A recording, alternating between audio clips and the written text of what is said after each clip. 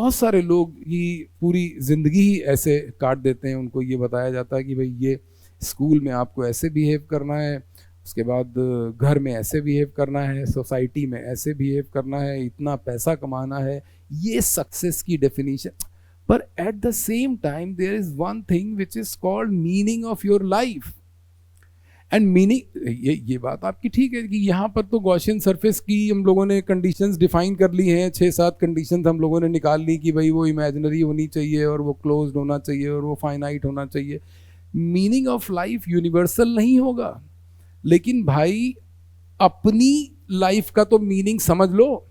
जब आप लाइफ का मीनिंग समझ के वही सब करेंगे, मैं ये नहीं कह रहा हूँ कि आपको वो नहीं करना है, कि सक्सेस इज नॉट इम्पॉर्टेंट या पैसा इज नॉट इम्पॉर्टेंट, ये सब कुछ इम्पॉर्टेंट है, पर you should know what you are doing, you should know where you are going.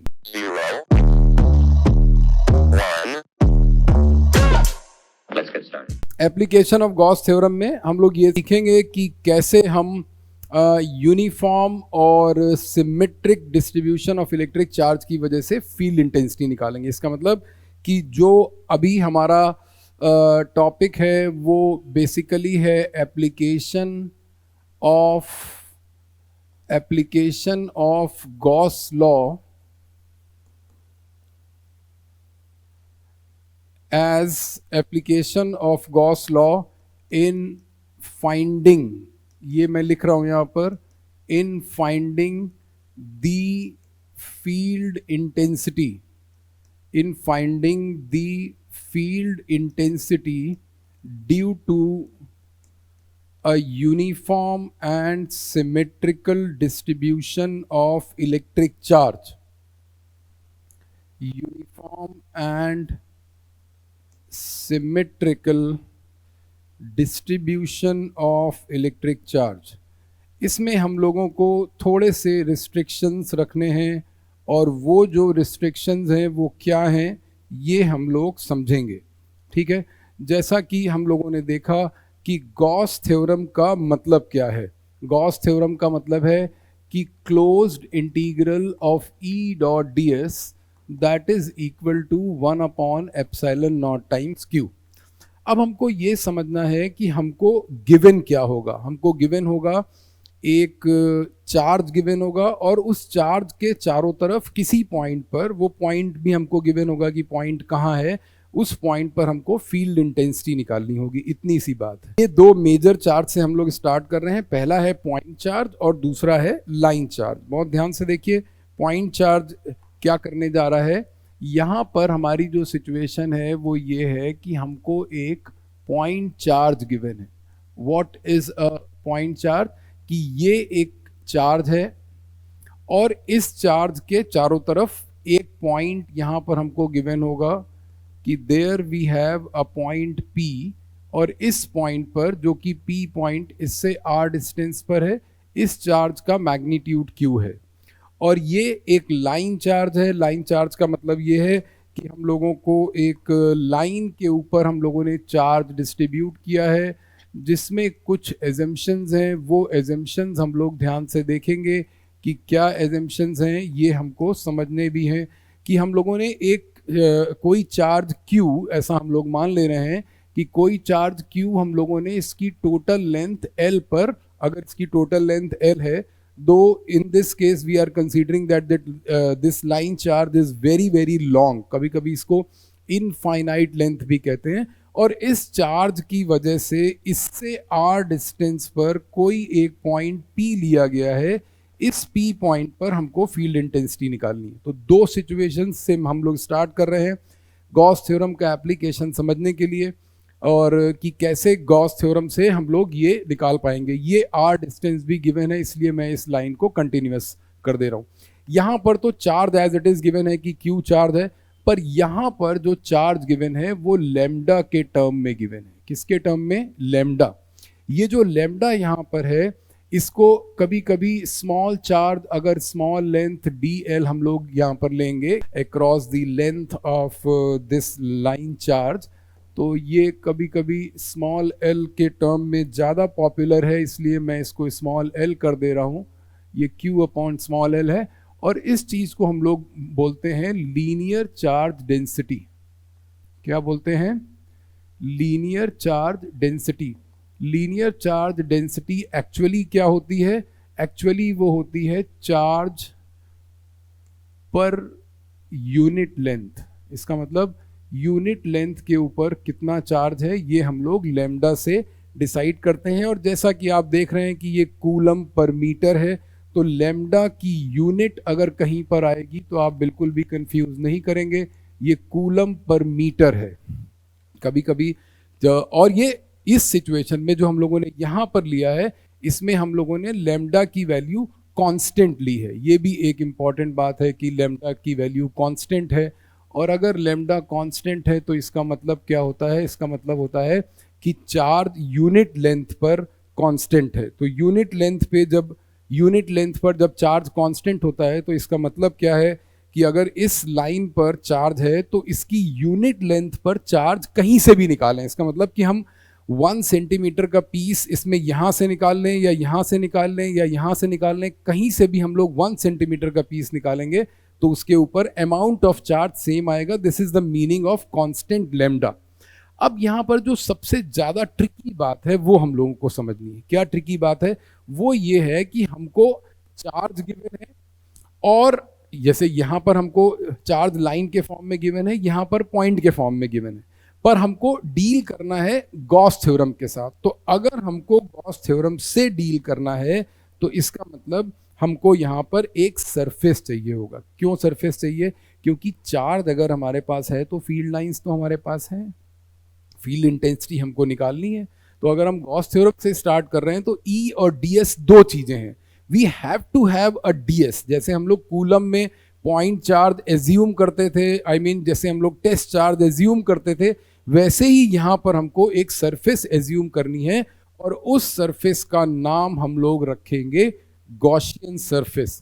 मैंने आपको ये बताया कि हमको एक सरफेस एज्यूम करनी है और उस सरफेस का नाम है गॉसियन सरफेस। क्या नाम है? Gaussian surface.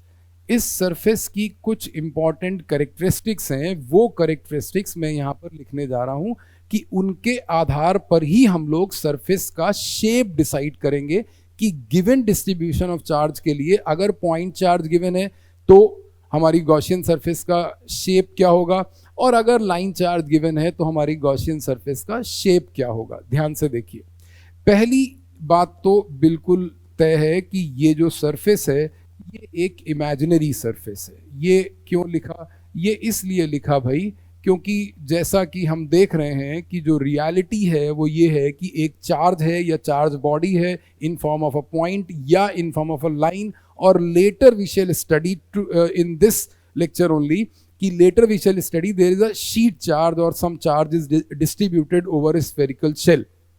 तो पहला फीचर जो है वो गॉसियन सरफेस का क्या है कि वो इमेजिनरी सरफेस। दूसरी इंपॉर्टेंट बात ये है कि that surface has to be a close surface. Why it has to be a closed surface? Because the Gaussian theorem, the Gauss theorem is valid only for closed surface. This you can see over here. When we say line integral of electric field, surface integral of line integral भी निकालते हैं हम लोग, आगे निकालेंगे potential के form में।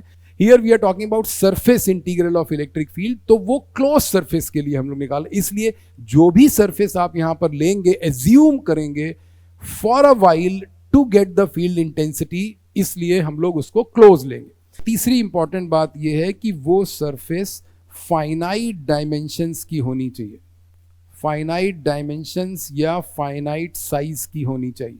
Finite का क्या मतलब होता है? फाइनाइट का मतलब ये होता है कि अगर यहाँ पर ds को इंटीग्रेट करने पर अगर इंफिनिटी आ गया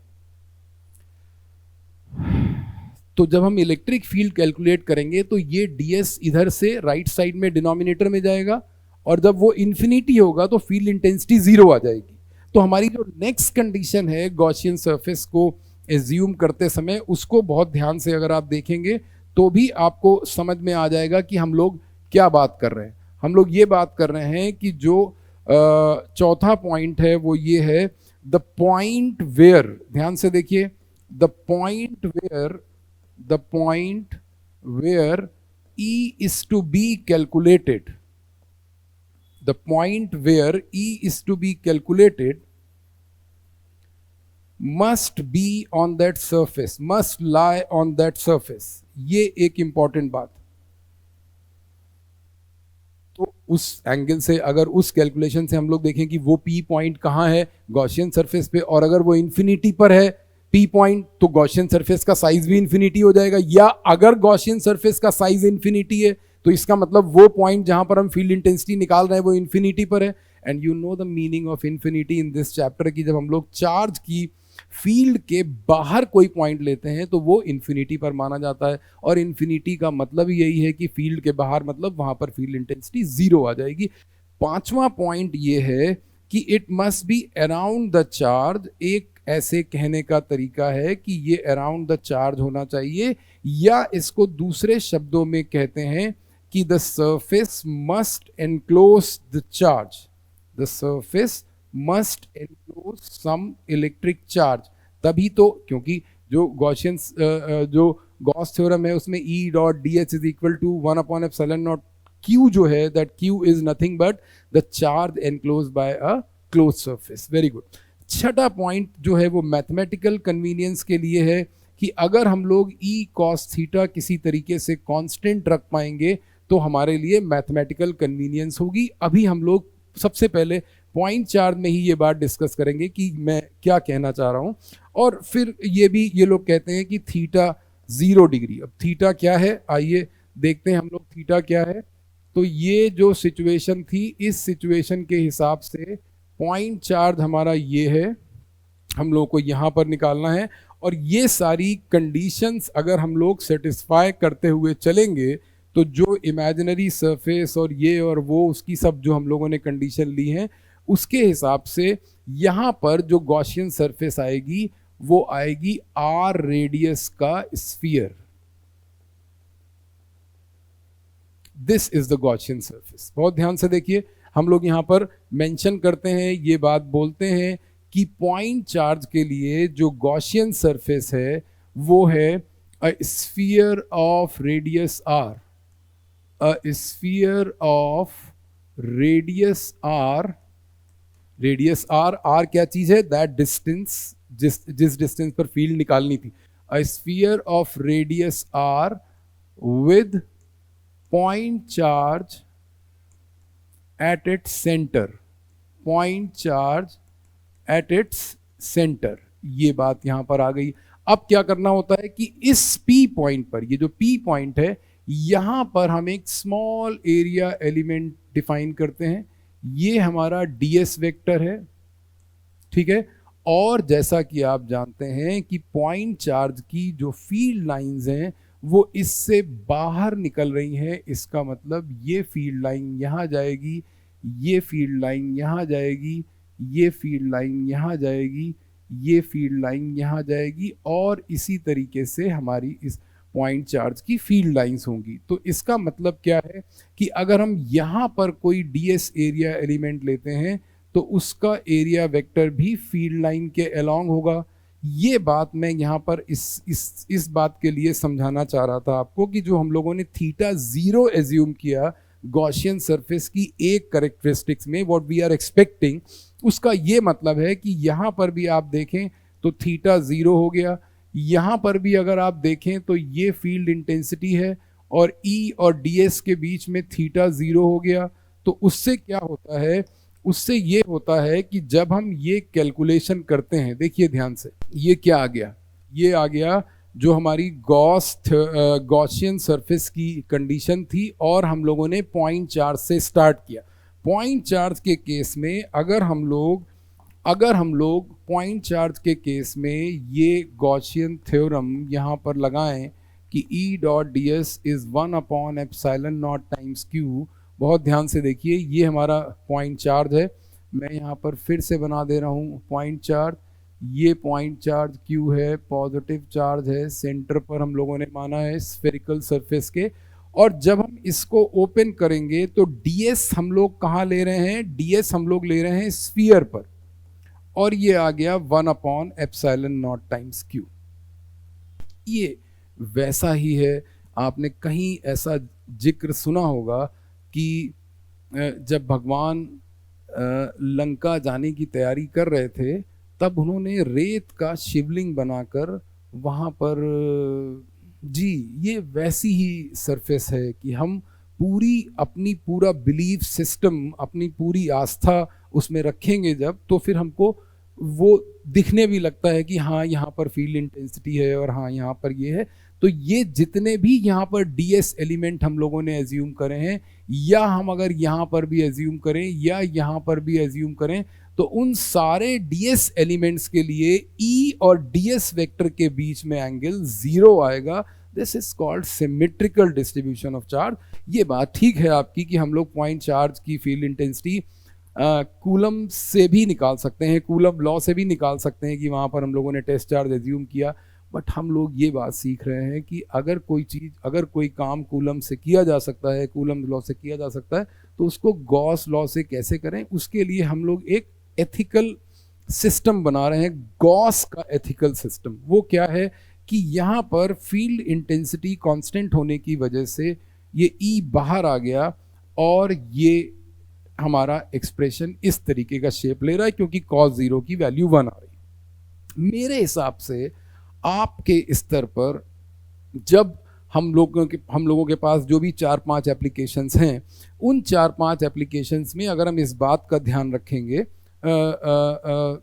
बोर्ड के लेवल पे या कॉम्पिटिटिव एग्जाम के लेवल पे, हर सिचुएशन की मैं बात कर रहा हूँ कि ये जो डीएस यहाँ पर आने वाला है, this integration, close integration of DS would be nothing but the area through which flux is linked. यहाँ पर देखिए, the area through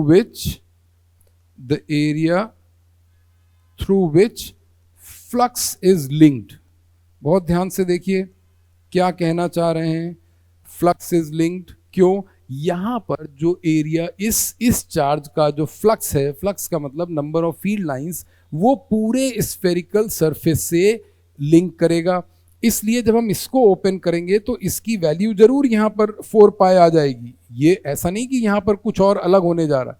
this is absolutely same what we are talking कि यहां पर जब हम लोग इसको खोलेंगे, जब ये वाले स्टेप से हम लोग अगले स्टेप में आएंगे, तो ds की जगह 4 पाई r स्क्वायर आ जाएगा। ये बात ठीक है। और q जो है, q मैं आपको एक जनरल फैक्ट बता रहा हूं कि क्या आपको थ्रू आउट याद रखना है in case of line charge, sheet charge, जो भी चार्ज है।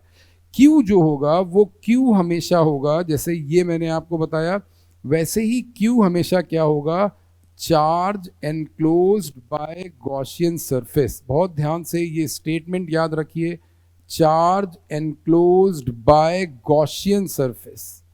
ठीक है।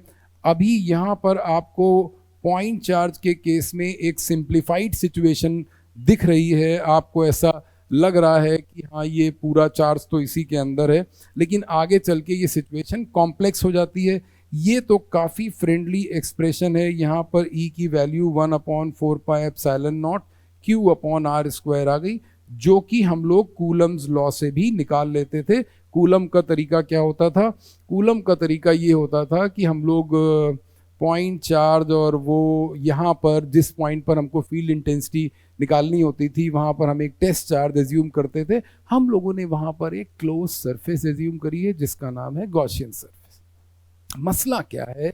मसला ये है कि जब हम लोग इस लाइन चार्ज के केस में आए, ये जो लाइन चार्ज वाली सिचुएशन हम लोगों को दी हुई थी, अब लाइन चार्ज में हम लोग अगर गॉसियन सरफेस एज्यूम करने की कोशिश करते हैं तो थोड़ी सी प्रॉब्लम होती है। प्रॉब्लम का मतलब ये नहीं है कि कोई चीज़ हमारे हाथ से निकल जा रही है, नहीं, ऐसा नहीं। पर हम लोग ये देखेंगे कि इस लाइन चार्ज की, जिसमें हमको गिवन क्या है, ये लैम्डा गिवन है और लैम्डा कांस्टेंट है। हमको क्या निकालना है? हमको निकालना है फील्ड इंटेंसिटी। तो जब अपन यहाँ पर E.ds से करना शुरू करते हैं, E.ds इज 1/ε0 Q, ये गॉस थ्योरम का स्टेटमेंट है और हमको यही कहा जा रहा है कि जो भी डिस्ट्रीब्यूशन ऑफ चार्ज हमको दिए हैं, उनकी फील्ड इंटेंसिटी हमको गॉस की हेल्प से निकालनी। क्या करना होता है? सबसे पहले एक गॉसियन सरफेस एज्यूम करनी है। अब गॉसियन सरफेस, जैसे मैंने यहाँ आपको ये फील्ड लाइंस जो मैंने आपको बताई थी, इन फील्ड लाइंस के बेसिस पर आपने गॉसियन सरफेस एज्यूम करी थी। अब इस लाइन चार्ज की तो फील्ड लाइन हमको मालूम नहीं है, और अगर मालूम भी है तो यहाँ हमको दिख नहीं रही हैं। आइए हम लोग पहले लाइन चार्ज की फील्ड लाइंस देखने की कोशिश करते हैं कि इस लाइन चार्ज की फील्ड लाइंस कैसी होती हैं। बहुत ध्यान से देखिएगा, मैं आपको एक डायग्राम के जरिए ये दिखाने की कोशिश कर रहा हूँ कि अगर ये कुछ प्लेन सरफेसेस हैं, बहुत ध्यान से देखिए, ये कुछ प्लेन सरफेसेस हैं ऐसे, इन प्लेन सरफेसेस का, और ये पैरेलल प्लेन सरफेसेस हैं। प्रॉब्लम क्या है? प्रॉब्लम ये है, और हम लोगों ने इस प्लेन पर फील्ड लाइंस दिखाई हैं। ये फील्ड लाइंस हैं, यहाँ पर ऐसी फील्ड लाइंस हैं, यहाँ पर ऐसी फील्ड लाइंस हैं, यहाँ पर ऐसी फील्ड लाइन, ये इंटरसेक्टिंग, यहाँ पर ऐसी फील्ड लाइंस हैं, यहाँ पर ऐसी फील्ड लाइंस, ये फील्ड लाइंस हैं। और एक प्लेन पर कोई भी दो लाइंस एक दूसरे के पैरेलल नहीं है। फिर आती है ये बात कि ये लाइंस हम लोग क्यों बना रहे हैं। ये लाइंस हम लोग इसलिए बना रहे हैं कि ये है हमारा लाइन चार्ज। बहुत ध्यान से देखिएगा, ये है हमारा लाइन चार्ज। जिस चीज़ को हम लोग लाइन चार्ज कह रहे हैं वो ये है, यहाँ से आता है, यहाँ से आता है और यहाँ जाता है, ये है लाइन चार्ज। इसका मतलब कि ये जो पॉजिटिव चार्ज की बात हम लोग कर रहे हैं, ये पॉजिटिव चार्ज इस लाइन के ऊपर है, ये है पॉजिटिव चार्ज। और इस पॉजिटिव चार्ज की जो फील्ड लाइंस हम लोग बनाने की कोशिश कर रहे हैं, जो मैंने आपको दिखाई हैं, वो इस तरीके की होती है कि एक प्लेन पर कोई भी दो फील्ड लाइंस एक दूसरे के पैरेलल नहीं हैं, लेकिन दो कॉन्सेक्यूटिव पैरेलल प्लेन्स पर फील्ड लाइंस एक दूसरे के पैरेलल हैं। इसका मतलब कि अगर ये लाइन चार्ज है और यहाँ पर एक प्लेन है, तो इस प्लेन पर जितनी भी लाइंस हैं वो सब डाइवर्जिंग फील्ड लाइंस, ये सारी डाइवर्जिंग फील्ड लाइंस हैं। इस प्लेन पर आइडेंटिकल फील्ड लाइंस हैं, और ये वाली लाइन जो है, this line on this particular plane is parallel to this line on the another plane. ये दोनों लाइन एक दूसरे के पैरेलल हैं। ये लाइन इसके आपस में पैरेलल है, ये लाइन आपस में पैरेलल है। इसी तरीके से every line will have a set, every line will have a set of parallel lines, but those lines will never be on a same horizontal plane if we are considering that line charge as vertical. इसका मतलब these planes are, you can say कि these planes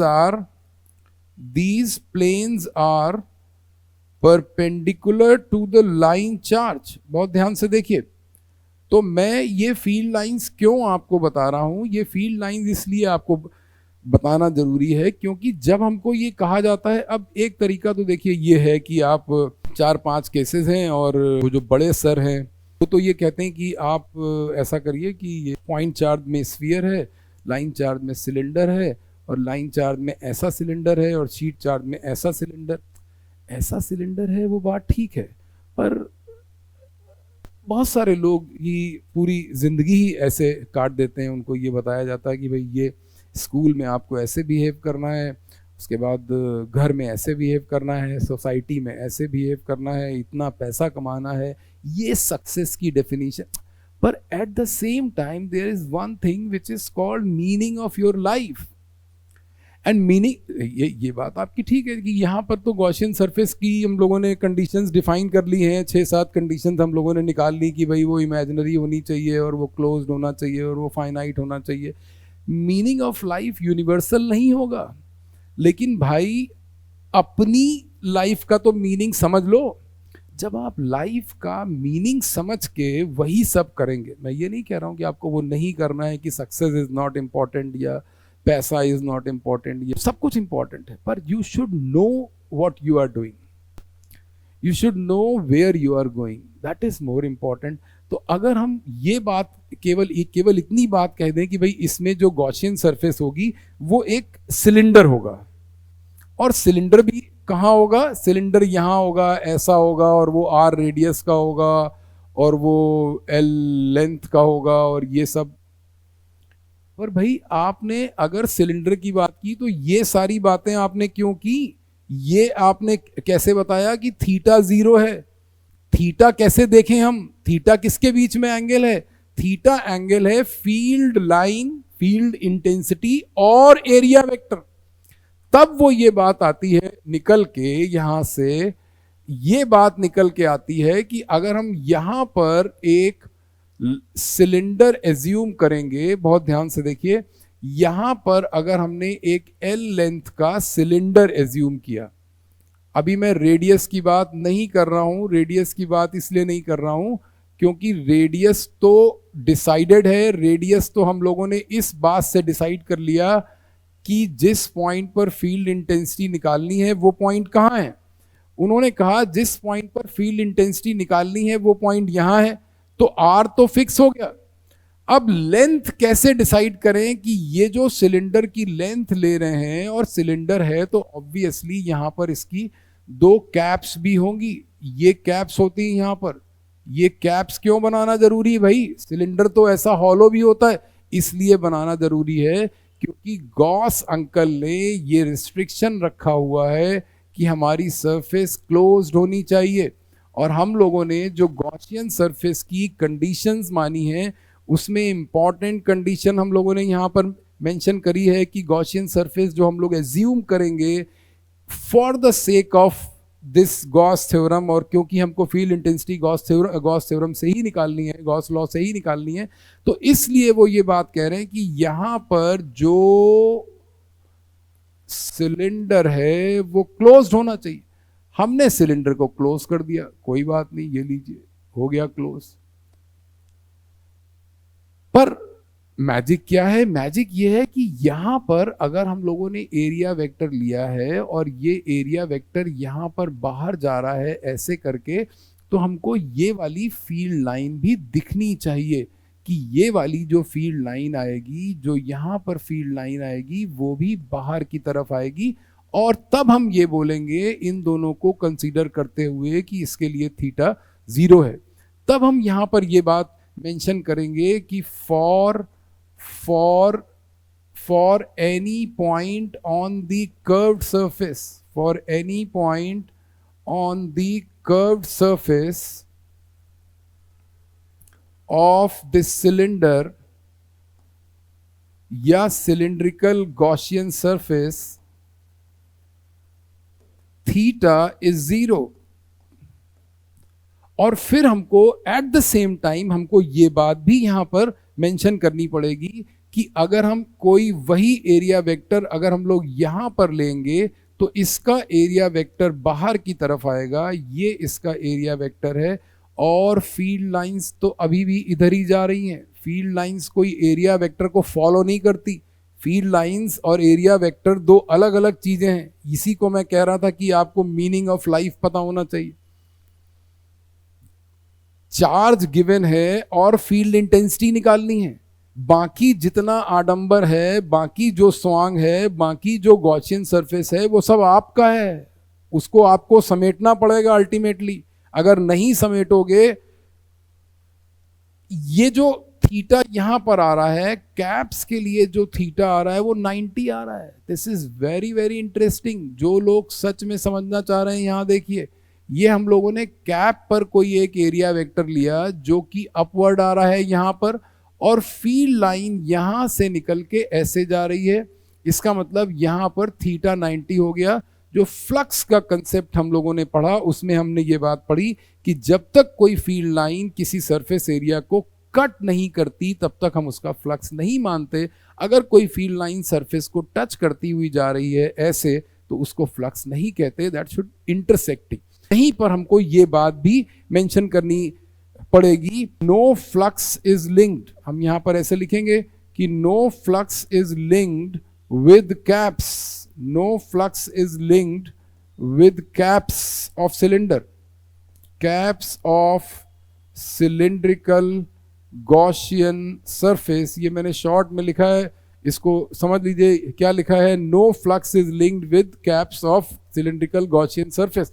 तो ये क्यों mention किया मैंने? ये इसलिए मैंने मेंशन किया कि जब ये वाली थ्योरम हम लोग यहाँ पर लगाएंगे, जब ये वाला स्टेप यहाँ पर आगे आके खुलेगा, और जब E d s cos 0 is equal to 1/ε0 times Q होगा, तो हम फिर से वो वाली बात याद करेंगे जो हम लोगों ने यहाँ पर ग्रीन पेन से लिखी है। बहुत ध्यान से देखिए कि ये जो क्लोज्ड इंटीग्रल ऑफ ds आने वाला है, इसका मतलब ये तो 0 हो गया यहाँ पर कर्व सरफेस के लिए। ये एरिया वेक्टर, ये देखिए ये एरिया वेक्टर बाहर आ रहा है, फील्ड लाइन इसकी इधर से इधर ही जा रही है, ये फील्ड लाइन है, और कर्व सरफेस के किसी भी पॉइंट के लिए थीटा 0 हो गया।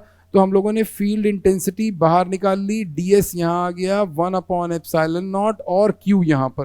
Area through which flux is linked, इसका मतलब फ्लक्स कितने एरिया से लिंक्ड है, 2πrl। l क्या चीज थी, l हमने सिलेंडर की लेंथ मानी थी, जबकि लाइन चार्ज इनफाइनाइट लेंथ का दिया है। अब इनफाइनाइट का मतलब ये नहीं है कि आपको मेसोस्फीयर और ट्रोपोस्फीयर के बाहर निकलना है। इनफाइनाइट का मतलब ये है the point where field intensity is to be defined और इज टू बी कैलकुलेटेड, और what we are doing considering this point P, this point P is very close to the line charge. ये मतलब है इसका,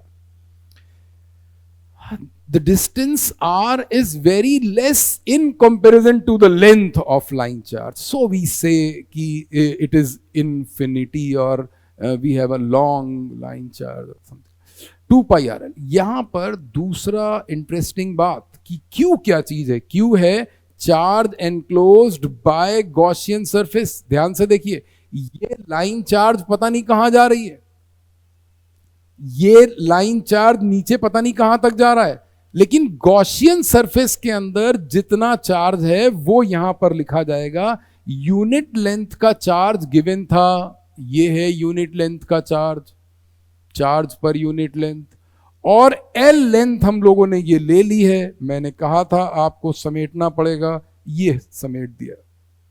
जो हमने फैलाया है वो समेटना पड़ेगा, जो उसने फैलाया है वो अपने आप समेट लेता। ये जो फील्ड इंटेंसिटी यहां पर आ रही है, ये आ रही है λ/2πε0r, ठीक है। और ये जो वैल्यू आ रही है ये थोड़ी सी इंटरेस्टिंग है, थोड़ी सी तो नहीं कहना चाहिए क्योंकि एक्चुअली तो ज्यादा सी इंटरेस्टिंग है। इंपॉर्टेंट बात कि देखिए पॉइंट चार्ज के लिए ये जो फॉर्मूला है, this is for point charge, और पॉइंट चार्ज के लिए फील्ड इंटेंसिटी है r², और यहां से जो हम लोगों ने लाइन चार्ज जो लिया उसके लिए जो हम लोगों ने फील्ड इंटेंसिटी निकाली वो आ रही है 1/r।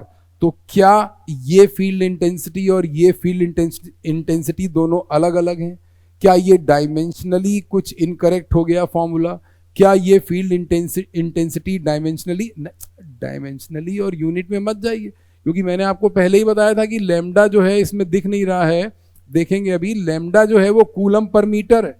अगर E की वैल्यू λ/2πε0r है तो लैम्डा की यूनिट है coulomb per metre, charge per unit length है, तो कूलम ऊपर मीटर नीचे, और 1 मीटर ऑलरेडी नीचे है, तो ये कूलम मीटर स्क्वायर हो गया। मैं इससे कंपेयर कर रहा हूं क्योंकि आप वो Q/r² को बिल्कुल वो मान लेते हैं अपना, ठीक है। तो एक्चुअली क्या है, मैं ये बात करना चाह रहा हूं कि इस प्रोपोर्शनैलिटी और इस प्रोपोर्शनैलिटी में अंतर क्या है। इस प्रोपोर्शनैलिटी और इस प्रोपोर्शनैलिटी में फील्ड लाइंस का अंतर है। अगर आप फील्ड लाइंस दोनों चार्जेस की देख पा रहे हैं तो प्लीज देखिए कि जो हमारा पॉइंट चार्ज है, जो ये वाली सिचुएशन है, फील्ड लाइंस ऐसी होती हैं, इसको स्फेरिकल सिमेट्री कहते हैं कि एक पॉइंट से फील्ड लाइंस किसी भी डायरेक्शन में बाहर जा रही हैं, और ये किसी भी डायरेक्शन जो है ये जब स्पेस में होता है तो ये स्फेरिकल सिमेट्री लेता है। तो जहां पर ऐसी फील्ड लाइंस होती हैं वहां पर ये प्रोपोर्शनैलिटी होती है 1/r²। ये बात यहां पर लिखी है। और ये फील्ड लाइंस जो हैं, इस प्रोपोर्शनैलिटी का मतलब ये वाली फील्ड लाइन है। बहुत ध्यान से देखिए, जहां से हम लोगों ने वो सॉलिड एंगल पढ़ा था, 4π आता था कि पॉइंट चार्ज है तो उससे r डिस्टेंस पर कोई भी पॉइंट, तो वो पूरा स्फीयर बनता है। इसलिए यहां पर गॉसियन सरफेस स्फेरिकल आई, इसलिए यहां पर ये अब इसी स्ट्रक्चर में अगर हम लोग शीट चार्ज देखें, शीट चार्ज देखिए कैसा है। यहां पर हम लोग शीट चार्ज की बात कर रहे हैं, और शीट चार्ज का मतलब फिर से लगभग वैसा ही है। हम लोगों ने लाइन चार्ज में जो कंसेप्ट समझाने की कोशिश की कि एक चीज है शीट चार्ज, ये है, और इसके डायमेंशंस हम लोग यहाँ पर इनफाइनाइट डायमेंशंस ले रहे हैं। और इनफाइनाइट डायमेंशन का मतलब मैंने आपको बताया फिर से वही होता है, ये एक शीट चार्ज है। और इसके ऊपर हम लोगों ने यूनिफॉर्मली डिस्ट्रीब्यूटेड इलेक्ट्रिक चार्ज है। बहुत ध्यान से देखिए,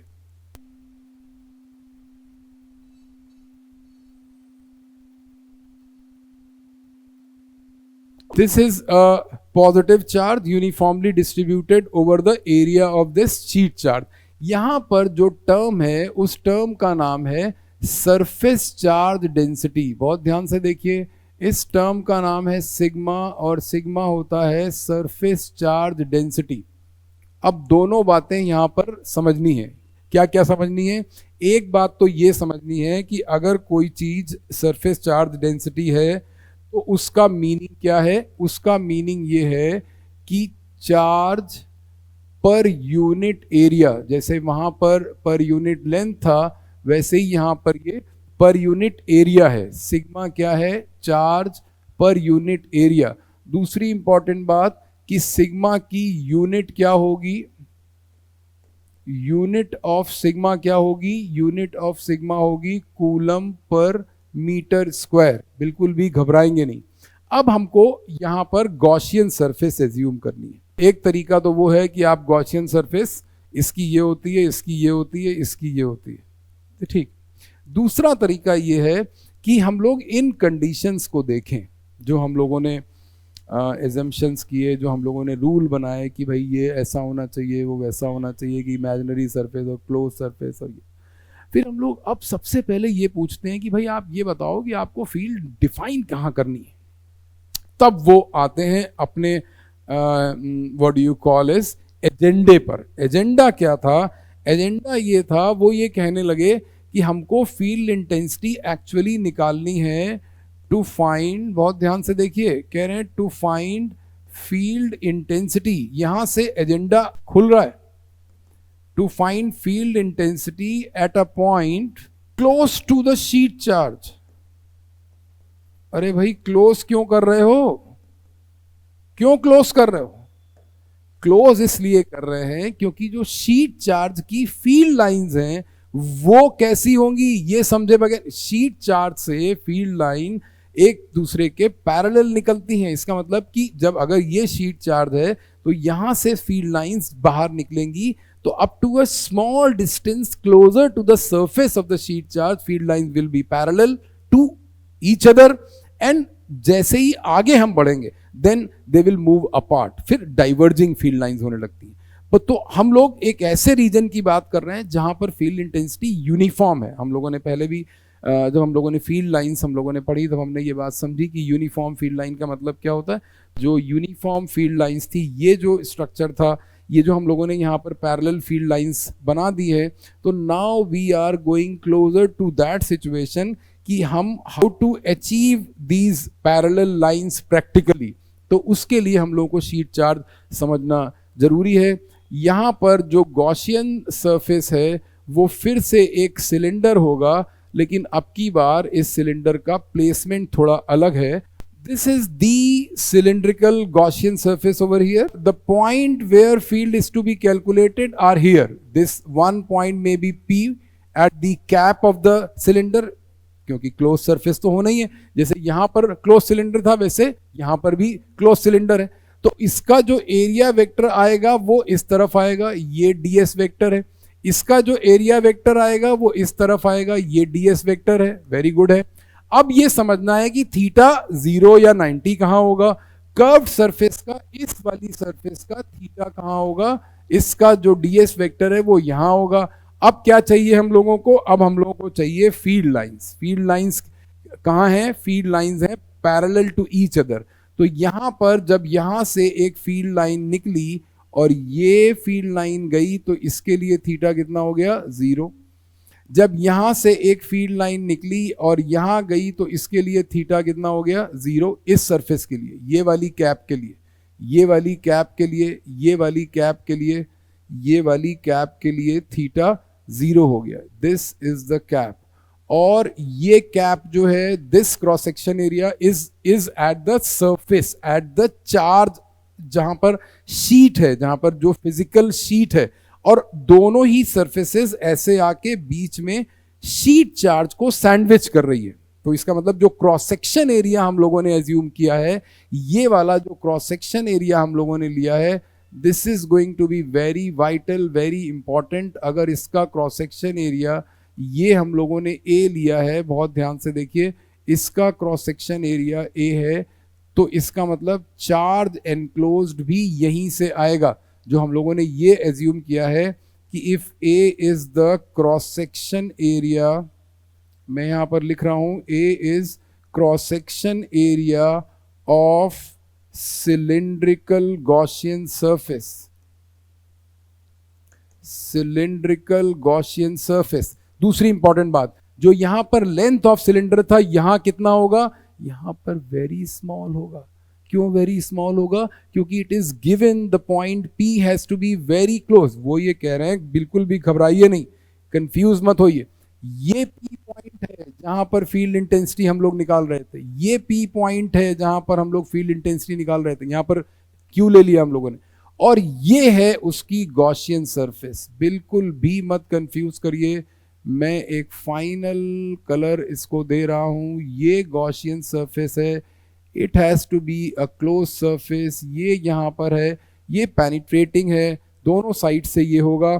अब ये कह रहे हैं कि हमको यहां पर फील्ड इंटेंसिटी निकाल के दिखाओ। फील्ड इंटेंसिटी कैसे निकालेंगे, ध्यान से देखिएगा। गॉस थ्योरम क्या कह रही है? गॉस थ्योरम कह रही है कि भाई जो E डॉट ds है, ये 1/ε0 टाइम्स Q है, और ये क्लोज्ड इंटीग्रल लगाना भूल गए। हम लोग शीट चार्ज की बात कर रहे हैं। शीट चार्ज के लिए भी दो कैप्स, बहुत ध्यान से देखिए, इसको जब हम लोगों ने ओपन किया तो ये आ गया EDS cos 0। जैसे यहां पर हम लोगों ने ये बात मेंशन करी कि कैप से फ्लक्स नहीं होगा, वैसे ही यहां पर ये बात मेंशन करनी पड़ेगी। बहुत ध्यान से देखिए, यहां पर ये बात मेंशन करनी पड़ेगी कि नो फ्लक्स इज लिंक्ड। ये देखिए, no flux is linked with the curved surface here, no flux is linked with the curved surface of cylinder या cylindrical Gaussian surface। और जब हम लोगों ने यहां पर ये 1/ε0 टाइम्स Q किया, तब हमारे सीक्रेट्स अनफोल्ड होने जा रहे हैं, क्योंकि यहां से अगला स्टेप हमारा ये आ जाता है कि फील्ड इंटेंसिटी बाहर, close integral of ds 1/ε0 times Q, and then we remember are two smileys कि ये ds क्या होगा और ये Q क्या होगा। ये ds उतना ही एरिया उस क्लोज सरफेस का, it has to be a close surface, otherwise Gauss theorem will not be valid. तो this ds will be nothing but through which flux is linked. Flux is linked with how much area? Flux is linked with A plus A. This is flux. A plus A का मतलब एक ये वाला A और एक ये वाला A, दो A हम लोगों ने ये ले लिए। तो ये आ गया 1/ε0 टाइम्स Q, ठीक है। और कर्व सरफेस हम लोगों को लेना नहीं है, जैसे यहाँ पर कैप्स नहीं लिया था, यहाँ पर कर्व सरफेस नहीं लेना है। So this E is coming as 2A। Oh my God, Q क्या होगा? Q क्या होगा? Q तो यहाँ गिवन नहीं है, यहाँ पर तो सिग्मा गिवन है। अच्छा, अगर मान लीजिए कोई ऐसी सिचुएशन आ भी जाती है कि वो ये कह दें कि भाई टोटल चार्ज शीट के ऊपर Q है और टोटल एरिया उसका A स्क्वायर है, A अगर इसका साइड मान लें कि स्क्वायर शीट है, या कोई उसका एरिया किसी भी फॉर्म में दे दे, तो क्या कैपिटल Q लेना है? नहीं, हमको तो केवल इतू सा चार्ज लेना है, ये वाला चार्ज लेना है। ये एरिया क्या था? ये एरिया A था, और यूनिट एरिया पर कितना चार्ज था? यूनिट एरिया पे सिग्मा चार्ज है। तो अगर यूनिट एरिया पर सिग्मा चार्ज है तो ए एरिया पर कितना होगा? This would be nothing but the charge enclosed. ये क्या है? ये है charge enclosed bye Gaussian surface. तो अब यहां से ये एरिया से एरिया जो आपने, ये एरिया से एरिया कैंसिल हो गया और इलेक्ट्रिक फील्ड का फॉर्मूला आ गया सिग्मा अपॉन 2 एप्सिलॉन नॉट। अगर हम इसको इसके दूसरे दो ब्रदर्स से कंपेयर करते हैं, जो इसके दूसरे दो ब्रदर्स थे, ये वाले इसके ब्रदर्स, अगर हम इनको कंपेयर करते हैं और ये कहते हैं भाई कि ये हमारा पॉइंट चार्ज है, ये हमारा लाइन चार्ज है, और यहीं कहीं पर अगर हमारा शीट चार्ज ऐसा आ गया कि शीट चार्ज का formula sigma upon 2 epsilon naught आ गया, तो वो कह रहे हैं भाई इसमें तो कहीं, इस फॉर्मूला में तो कहीं आर है ही नहीं, ये तो आर पर डिपेंड ही नहीं कर रहा, आर की किसी पावर पे नहीं डिपेंड कर रहा। ये अगर -2 पे कर रहा था, ये -1 पे कर रहा है, तो यहां तो ये कर ही नहीं रहा। और ऐसा कब होता है? जब हम लोग इसको यूनिफॉर्म फील्ड कहते हैं। तो अभी हम लोग ये समझने जा रहे हैं कि दो शीट चार्ज जो कि कैपेसिटर में भी उसका यूज होता है, आगे चैप्टर आ रहा है, तो क्योंकि शीट चार्ज अभी हम लोगों ने यहाँ पर पढ़ा है, इसलिए हम लोग इसका एक थोड़ा सा एप्लीकेशन समझ लेते हैं कि दो शीट चार्ज रखने पर, इसका मतलब कि दो पैरेलल शीट चार्ज रखने पर उनकी फील्ड इंटेंसिटी क्या होगी, दोनों शीट चार्ज के बीच में, दोनों शीट चार्ज के आजू बाजू, और फिर वो कैसे कैलकुलेट की जाएगी, ये हम लोग थोड़ा सा देख ले रहे हैं। आइए।